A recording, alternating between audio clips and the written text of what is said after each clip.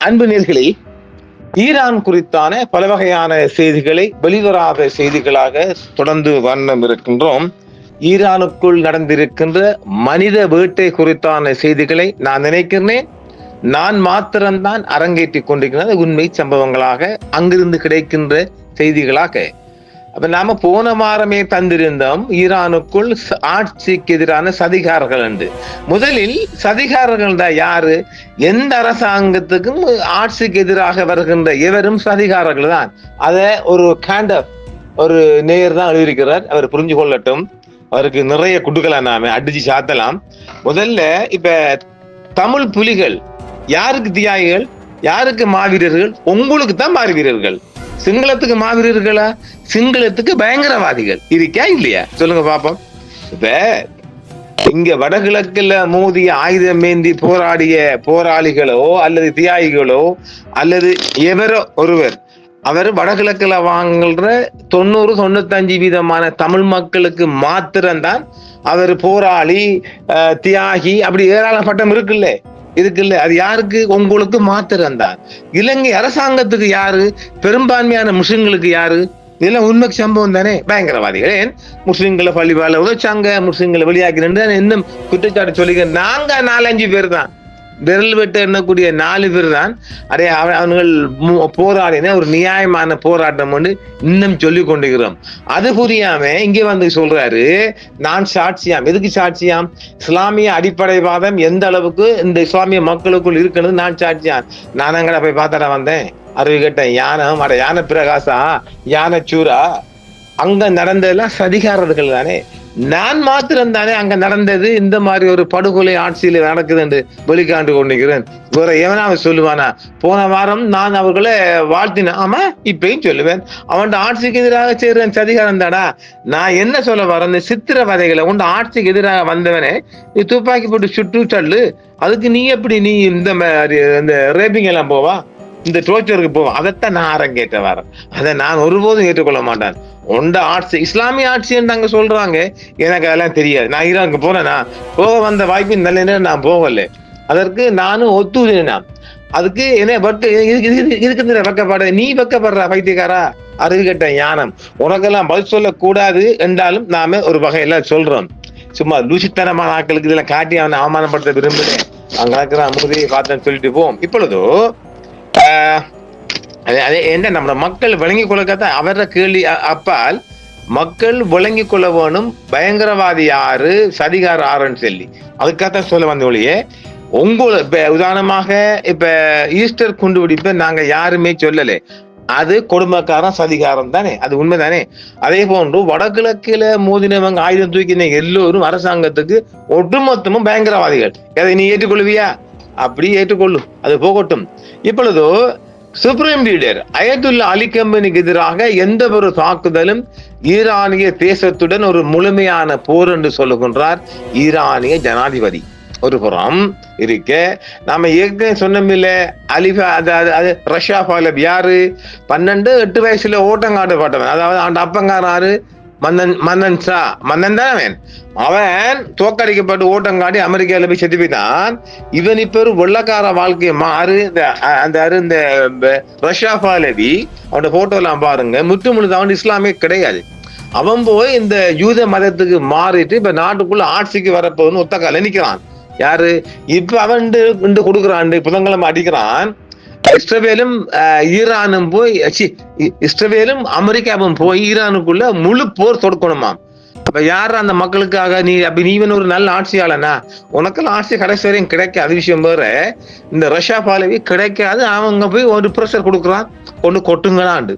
அதை என்ன அவன் முடிவு பண்ணல. அந்த செய்தியா இப்பொழுது இன்றைய உலக பரப்பில ஒரு பேசுபொருளாக மாறி இருக்கிறது. ஏதாவது சுப்ரீம் லீடர் அலி கமேனிக்கு எதிராக எந்த ஒரு தாக்குதலும் யாராவது தொடுப்பார்கள், ஆனால் அது முழு தேசத்துடனான ஒரு அவங்களோட நேஷனல் வாராக அறிவிக்கப்படுறாங்களாம். அயத்துல்லா கமேனிக்கு எதிராக எந்த ஒரு தாக்குதலும் ஈரானிய தேசத்துடன் ஒரு முழுமையான போருக்கு சமம் என்று ஜனாதிபதி பெசஸ்கியன் கூறியிருக்கின்றார். சமீபத்திய கலவரங்களின் போது எதிரி இந்த உத்தியை மீண்டும் முயற்சித்தாரானால் அது மீண்டும் தோற்கடிக்கப்பட்டது. அது இன்னும் தோற்கடிக்கப்படும் என்றும் கோருகின்றார். எதிரி நிலைமையை பயன்படுத்திக் கொள்ள முயல்கிறார் என்பதை வணிகர்களும் சங்கங்களும் உணர்ந்தவுடன் அவர்கள் ஒரு நிமிடம் கூட தாமதிக்கவில்லை. ஜனவரி 9 இரவு அனைத்து தீய குழுக்களும் கட்சிகளும் ஒன்றிணைந்து ஒழுங்கமைக்கப்பட்ட முறையில் காட்சிக்குள் நுழைந்தன. இருப்பினும் வணிகர்களும் சங்கங்களும் மீண்டும் இங்கே சுய தியாகத்தை காட்டி நிற்கின்றது என்றும் அவர் சொல்லி இருக்கின்றார். நாட்டில் சமீபத்திய நடந்த கொடிய கலவரங்களின் போது உண்மை தன்மையை பற்றி ஷெஹர்ச்சி கூறுகையில், பாதிக்கப்பட்டவர்களின் பின்னணியை பொருட்படுத்தாமல் உயிரிழப்புகளை அதிகரிப்பதை நோக்கமாக கொண்ட இரத்த களரி உத்தியை பயங்கரவாத கூறுகள் பயன்படுத்தியாகவும் தெரிவிக்கின்றார்கள். பயங்கரவாத குழுக்கள் கொல்லப்பட்டவர்கள் 2 பங்கிற்கும் அதிகமானோர் இளைஞர்கள் மற்றும் குழந்தைகள் உட்பட அப்பாவி பொதுமக்கள் என்றும் அவர் கூறுகிறார். காவல்துறை, பாசிஸ்ட் மற்றும் இஸ்லாமிய புரட்சிகர காவல்படை IRGC உள்ளிட்ட ஈரானிய பாதுகாப்பு படைகள் காட்டிய நிதானத்தை ஜெனரல் எடுத்துரைத்தார். ஷெஹர்ச்சி, அதாவது ஷெஹர்ச்சி என்பது யாரு? அவரு அந்த நாட்டின், நாம நேற்று பால் தந்திக்கிறோம் காலையா நினைக்கிறேன், அவர் அந்த நாட்டின் ராணுவ தளபதி. கூற்றுப்படி பிரிகேடியர். கூற்றுப்படி குடிமக்களுக்கு தற்செயலான தீங்கு விளைவிப்பதை தடுக்க பாதுகாப்பு பணியாளர்கள் பெரும்பாலும் துப்பாக்கிகள் இல்லாமல் களத்தில் இறங்கினர். அடிக்கடி தங்களை மிகவும் தனிப்பட்ட ஆபத்தில் ஆழ்த்தினர். எங்கள் படைகள் மிருகத்தனமான தாக்குதலுக்கு ஆளாயின. இளைஞர்கள் கொல்லப்படுவதிலிருந்து பாதுகாக்க அவை கேடயங்களாக செயல்படுகின்றன. எங்கள் படைகள் துண்டு துண்டாக வெட்டப்பட்டு பெட்ரோல் ஊற்றி எரிக்கப்பட்டன என்றும் ராணுவ தளபதி தெரிவிக்கின்றார். இந்த மாத தொடக்கத்தை அதிகரித்து வரும் வாழ்க்கை செலவு குறித்த கவலைகளை பயன்படுத்தி ஈரான் மிகவும் வன்முறையான கலவரங்களின் காட்சியாக இருந்தது.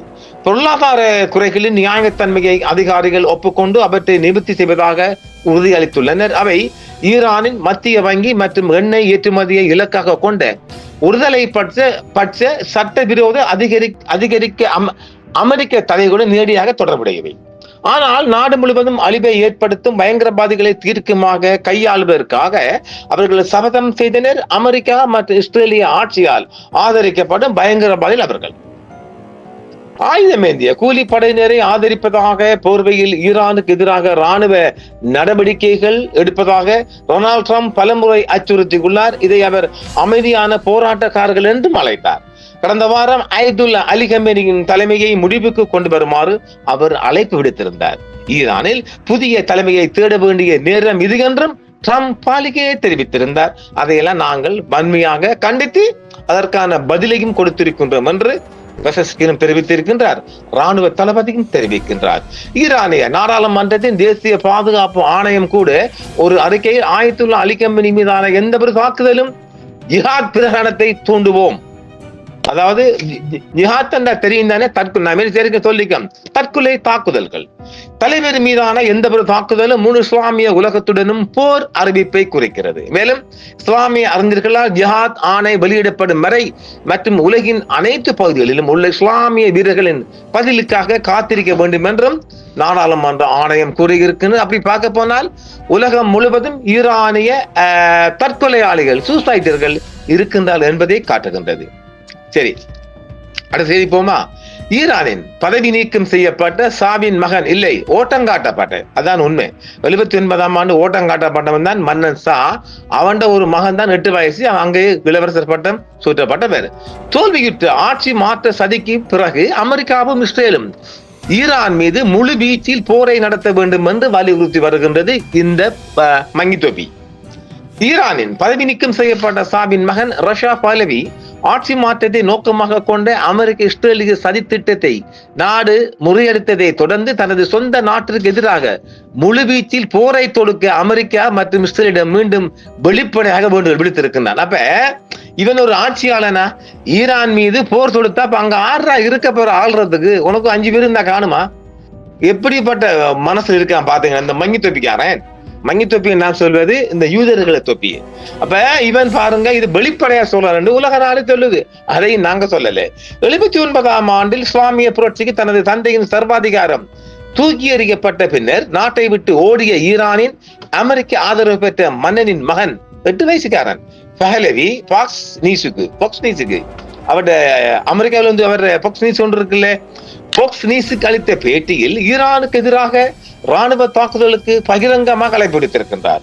அத்தகைய நடவடிக்கை அமெரிக்கா, இஸ்ரேல் அல்லது வேறு எந்த நாடுகளாலும் மேற்கொள்ளப்பட்டாலும் தனக்கு கவலை இல்லை என்று தர்றார். அதாவது தண்ட 2 கண் போனாலும் பரவாயில்ல, ஈரான்காரன் 1 கண்ணாவது போகணும். இது எப்படி இருக்குது? இவன் ஒரு ஆட்சியாளன். துத்தோய். வெளிநாட்டு ஆக்கிரமிப்புக்கு மன்றாடிய அவர் ஒரு உறுதியான வேலை நிறுத்த முற்றிலும் முரண்பாடுகளை மாற்றி அமைக்கும் என்றும் மற்றும் தற்போதைய ஈரானிய அரசாங்கத்தை வீழ்த்த உதவும் என்றும் இந்த மங்கித்தொப்பி ரஷ்யா பாலவி சொல்லுகின்றார். இது ஒரு அமெரிக்க தாக்குதலாக இருக்கலாம், இது ஒரு இஸ்ரேலிய தாக்குதலாக இருக்கலாம், அது எதுவாக இருக்கலாம், அதை பத்தி எனக்கு கவலை இல்லையா. இது எப்படி சொல்லலாம் பாவி? ஈரானிய அரசை முழுமையாக தோற்கடிக்க எந்த ஒரு ராணுவ பிரச்சாரமும் நாட்டின் முழு ராணுவ மற்றும் பாதுகாப்பு நிறுவனங்களையும் குறிவைக்க வேண்டும் என்றும் கூறி பஹலவி தெரிவித்திருக்கின்றார்.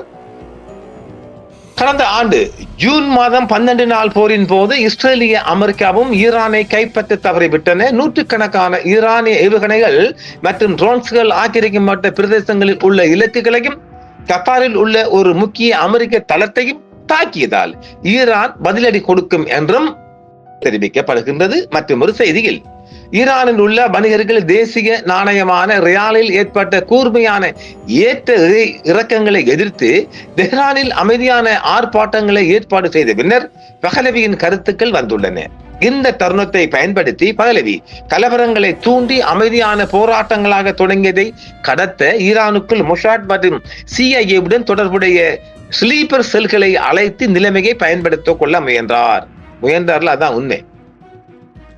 சிறிது காலத்துக்கு முன்பு இஸ்ரேலிய செய்தித்தாள்களில் ஹர்ஷ்போலிக் கணக்குகள் மற்றும் AI உருவாக்கப்பட்ட உள்ளடக்கத்தை பயன்படுத்தி பஹலவியை ஊக்குவிப்பதற்கும் ஈரானில் முடியாட்சியை மீட்டெடுப்பதற்கும் இஸ்ரேல் ஒரு இரகசிய செல்வாக்கு நடவடிக்கையை நடத்தி வருவதாகவும் ஒரு செய்தி தெரிவிக்கப்படுகின்றது. ஆக ஒட்டுமொத்தமாக பஹலவிக்கு நாட்டுக்குள்ள அடிக்கணும்.